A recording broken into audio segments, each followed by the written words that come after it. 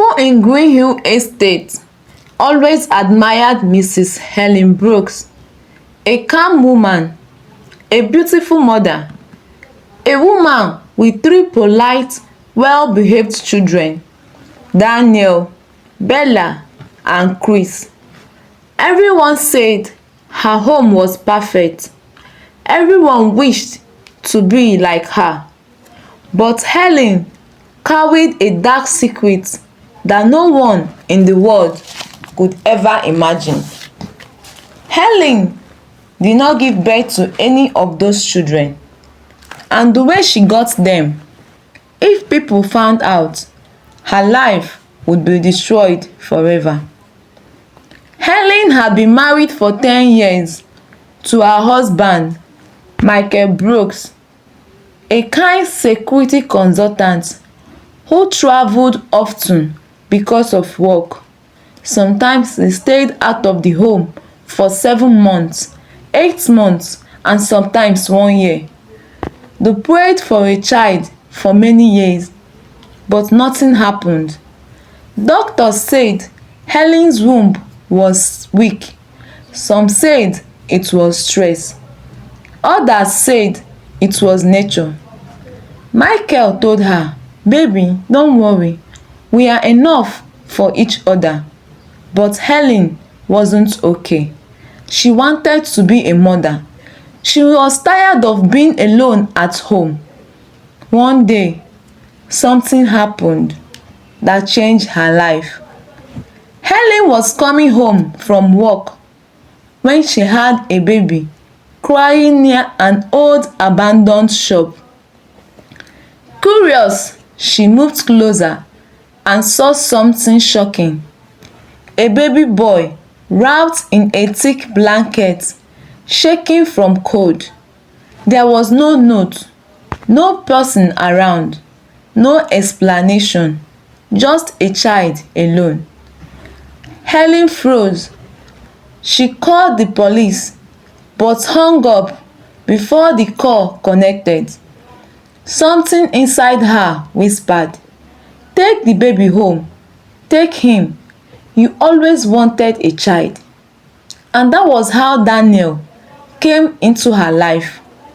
She took him home, cleaned him, fed him, and when Michael returned 2 days later, she said something that would change their marriage forever. "Michael, I gave birth while you were away. I didn't tell anyone. I wanted to surprise you." Michael believed her completely. He cried tears of joy, held the baby, and said, "Thank you for making me a father." From that day forward, her life began. 2 years later, Helen's desire for a bigger family grew. She envied mothers with more than one child. She prayed, fasted, and begged God. One evening, she heard shouting outside their gate. A young lady, no more than 19, was holding a newborn and crying. The girl was trying to leave the baby in front of a church, but changed her mind. Helen invited her in, gave her food, and listened to her story. The girl had been kicked out by her parents because she became pregnant. The father of the child ran away. She said she had nowhere to go, no money, no support. Helen held her hand and whispered, "Give me the baby. I will take care of her, I promise." The girl wasn't sure at first, but after crying for hours, she agreed. She handed the baby to Helen and walked away from the estate, never to return. That baby became her second child, Bella. Michael asked no questions. He believed Helen conceived again when he traveled. Helen lied again, hiding pain behind her smile. 5 years later, Helen found the third child in the hospital. She had gone to donate blood when she saw a small boy sitting alone on a plastic chair. The boy had bruises on his legs and arms. His father had beaten him and abandoned him in the hospital waiting area. Helen's heart shattered. The boy whispered, "Please, don't leave me. I don't want to go back home." That was how Chris entered the family. This time, she didn't even create a pregnancy story. She simply told Michael she had delivered during an emergency trip to her sister's place. He believed her again, but the village of lies was about to collapse. Years passed, and the children grew. Everyone admired them. They looked nothing like Helen or Michael, but people assumed they took after distant relatives. One day, their school invited parents for a new digital system that required birth certificates and hospital delivery numbers. Michael went himself to handle it. That was when the truth started leaking. Michael called the hospital where Daniel was supposedly born. "We have no record of any delivery under the name Helen Brooks," the hospital said. He called the second hospital, nothing. He called the third, still nothing. Michael's hands started shaking. Sweat covered his forehead. How can 3 children have no birth record? He thought.